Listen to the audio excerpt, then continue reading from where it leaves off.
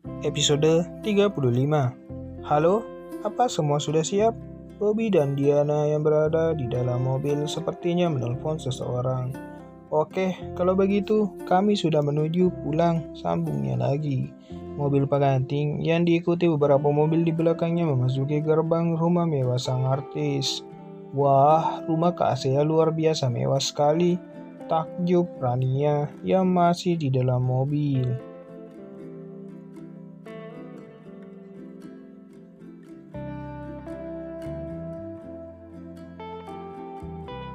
Asia turun dari mobil dan cepat disambut oleh orang-orang yang bekerja di rumahnya. Bobby dan Diana segera membantu nona bosnya berjalan dengan memegangi gaunnya yang menjuntai panjang. Selamat datang Nyonya Muda dan Tuan Muda, serentak suara para tim dan para asisten rumah tangga yang bekerja di rumah Asia. Asia terkejut mendengar ucapan itu. Ucapan yang tidak pernah didengar Asia sebelumnya.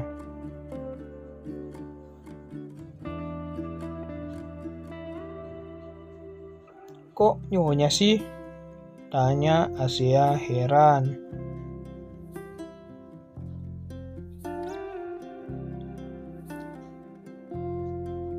Ya, kan nyonya sudah menikah.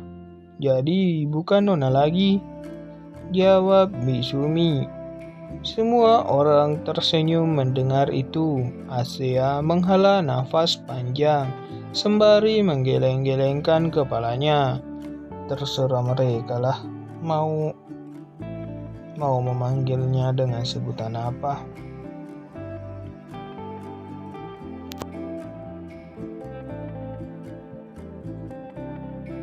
Ya sudah, Mah, kita pamit, ucap Dennis kepada mamanya. Keluarga Atmaja dan Gunawan segera berpamitan kepada Asia dan Rangga. Ya sudah, kami pulang ya. Rita memeluk putrinya. Oh ya Narangga, kalau istrimu tidak mendengarkan ucapanmu, segera lapor kepada mama. Nanti mama yang jewer telinganya. Ucap Rita tersenyum. Apaan sih mama? Asia tidak suka dengan godaan mamanya itu. Iya tante, ucap Rangga. Loh, kok panggil tante sih? Kamu itu sekarang anak mama, jadi panggil mama dong. Sama seperti Asia, dia sekarang juga anak Ibu Yuni dan Pak Gunawan, jadi panggil sama seperti cara kamu memanggilnya. Ucap Rita. Rangga hanya tersenyum. Sama halnya dengan Rita, Yuni juga mendekat dan memeluk putranya. Ibu pamit ya, jaga istrimu dengan baik. Melepaskan pelukannya dan mendekati Asia. Kami pamit ya sayang. Jangan cuman Rangga yang bisa melapor ke mertuanya. Kamu juga kasih tahu ibu kalau Rangga mengganggumu. Nanti ibu jewer juga. Semua orang tersenyum mendengar ucapan Ibu Yuni.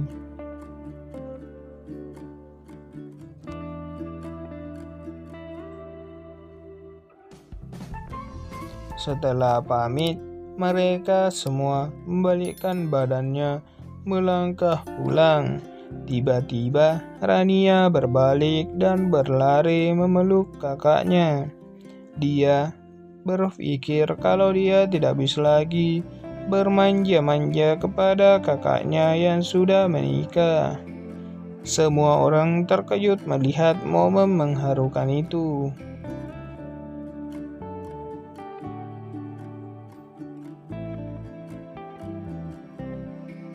Hei, Kakak sudah bilang, tidak akan ada yang berubah. Jangan malu-maluin. Udah besar loh kamu. Suara Rangga dengan nada pelan membuyuk adiknya yang melepaskan pelukan adiknya itu. Entah kenapa Asia merasa terharu dengan momen itu. Ia kasihan melihat Rania yang disama dengan Rania yang hanya memiliki satu kakak lelaki dan tidak punya saudara lain lagi. Dia bisa mengerti perasaan Rania yang saat ini. Rania, Asia merentangkan kedua tangannya memanggil Rania ke dalam pelukannya. Walau dia menikah, tidak dasari cinta kepada suaminya bukan berarti dia tidak mencintai keluarga suaminya. Kak Asia, Rania berhambur memeluk kakak iparnya. Butir kristal dari matanya tidak terbendung lagi dalam dekapan kakak iparnya itu. Yuni mendekati anak bungsunya itu. Rania, ayo nak. Rania melepaskan pelukannya. Nah Asia, ibu minta maaf. Rania memang masih seperti anak kecil, ucap Yuni. Enggak apa-apa bu, Asia mengerti. Asia memegang tangan mertuanya. Rangga terkesima melihat sisi lain dari nona manja artis yang menurutnya sangat manja itu ternyata begitu penyayang. Akhirnya, kedua keluarga itu pulang ke rumah mereka meninggalkan pengantin baru ini. Ayo tuan muda, Bi Sumi mempersilahkan Rangga masuk yang terlihat canggung.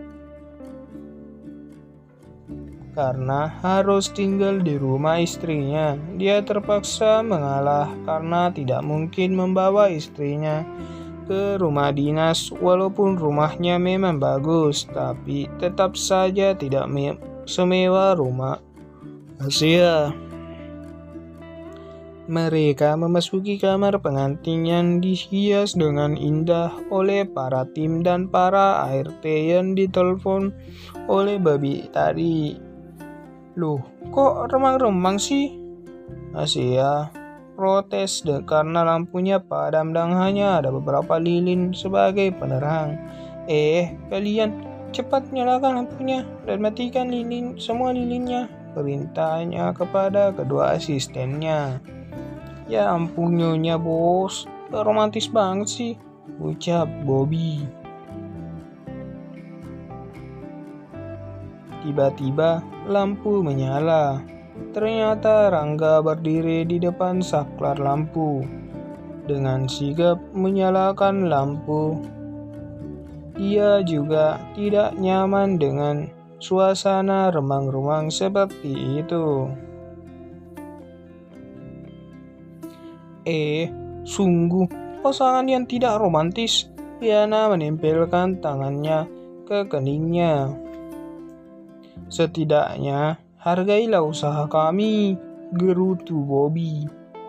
Udah, aku capek. Cepat siapkan pakaian gantiku dan Masra tidak mampu menyelesaikan kalimatnya. Enggak usah, aku bisa sendiri, ucap Rangga menatap Bobby dan Diana. Silahkan mas, koper mas Rangga ada di dalam. Bobby menunjuk pintu kaca tempat lemari Asia berada. Tadi kami yang membawanya di sini. Tenang saja. Koper Mas Rangga enggak kami buka. Sambungnya lagi. Bobby berjalan membawa Rangga ke ruangan tempat pakaian Rangga, sedangkan Asia masuk ke ruang ganti bersama Diana. Rangga terkejut melihat Bobby membuka lemari yang terdapat banyak pakaian baru.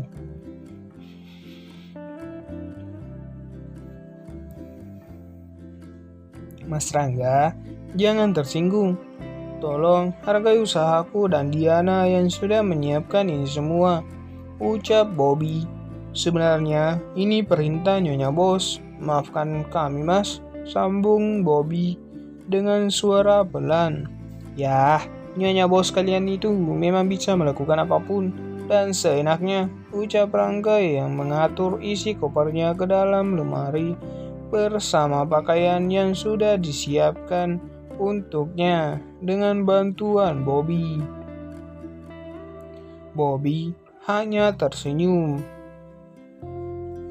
Oh iya Mas, kalau misalnya Mas butuh sesuatu, jangan sungkan-sungkan untuk memanggil saya. Saya tinggal di rumah sebelah kok. Diana juga ada di rumah bawah. Kami memang jarang pulang ke rumah karena kami sudah menganggap rumah ini sebagai rumah sendiri. Terima kasih, tapi sebisa mungkin saya akan berusaha untuk tidak merepotkanmu, ucap Rangga. Aduh, Mas Rangga, jangan berpikir seperti itu. Tugas kami di sini memang seperti itu. Dan itu semua sama sekali tidak merepotkan, ujar Bobby. Apa ini perintah nyonya bos kalian juga? Beritahu kepadanya, aku bukan dirinya. Lagian, aku menikah supaya ada yang ngurus. Jadi, kalian tidak usah repot-repot. Kan aku bukan menikah dengan kalian. Sambung Rangga lagi. Iya mas, tapi...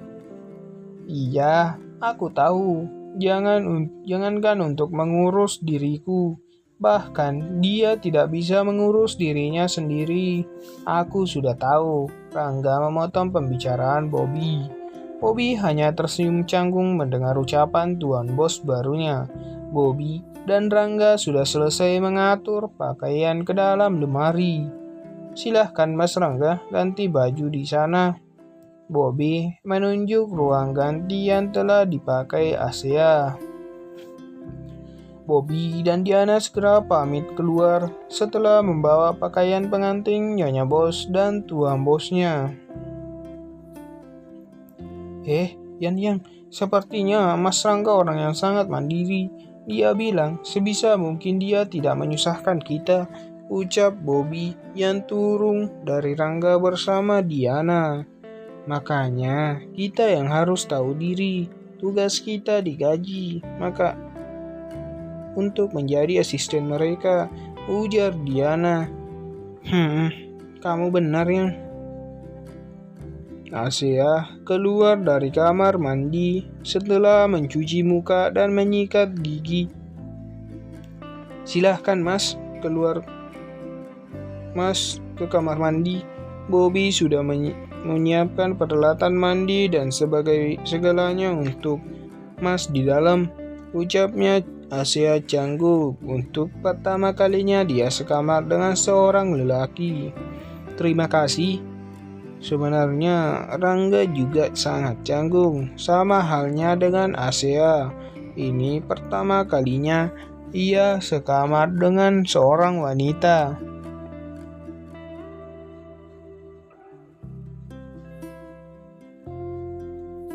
Setelah beberapa menit, Rangga keluar dari kamar mandi, melihat istrinya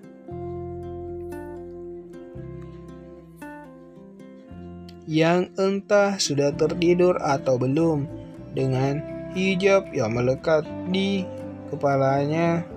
Rasanya Asia yang belum siap melepaskan hijab di hadapan seorang lelaki, bahkan yang sudah menjadi suaminya di mata hukum dan agama. Rangga rasa istrinya belum tidur. Apa kamu sudah tidur? Tanya Rangga. Sudah, jawab Asia. Tidur, tapi bisa bicara? Suara Rangga pelan menyindir istrinya. Asia bangun dan duduk dengan malas. Bagaimana mungkin aku tidur dengan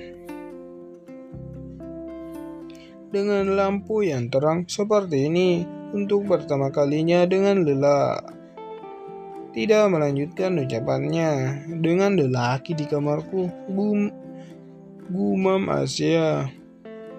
Matikan saja lampunya dan aku bisa tidur di sofa, ucap Rangga.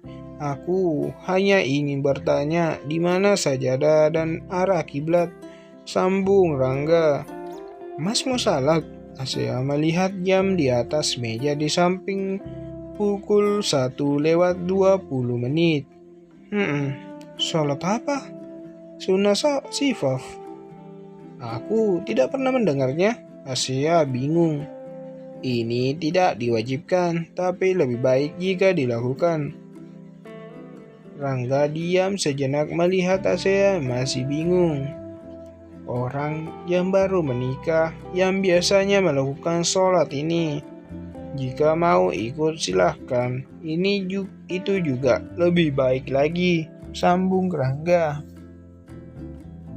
Lalu setelah sholat, Mas akan melakukan apa? Saya mulai panik mendengar kalau Rangga meminta haknya.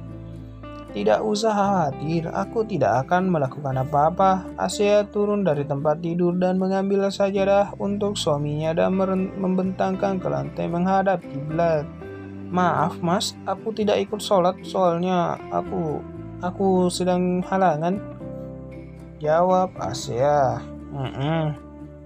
Setelah sholat, Rangga segera mematikan lampu.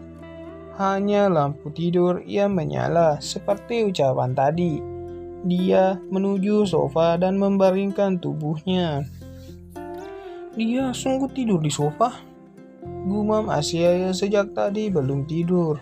Kenapa Mas tidur di sofa? Asia kembali duduk dan memarahi Rangga yang sudah mulai menutup mata. Rangga mendengarnya tapi tidak menghiraukan. Mas Rangga, teriak Asia. Kenapa kamu berisik sekali? Kamu tahu ini sudah jam berapa? Tidurlah. Rangga merasa sangat terganggu. Kenapa? Tapi itu bukan tempat tidur, Mas. Asia sangat kesal tapi juga kasihan melihat suaminya tidur di sofa. Bukannya kamu tidak nyaman jika aku tidur di dekatmu? Jawab Rangga. Oke, kalau Mas tidak tidur di ranjang ini, maka aku akan tidur di lantai. Silahkan, tidurlah di sofa. Asia turun ke lantai membawa bantalnya. Sungguh gadis keras kepala. Suara Rangga pelan. Bangunlah, aku sudah di tempat tidur. Sambung Rangga lagi. Asia kembali ke tempat tidur membawa bantalnya dan tidur di samping suaminya dengan guling yang membatasi mereka di tengah.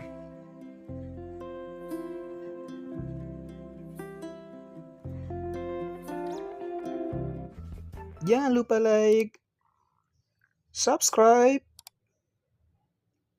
tekan loncengnya, dan terima kasih sudah menonton.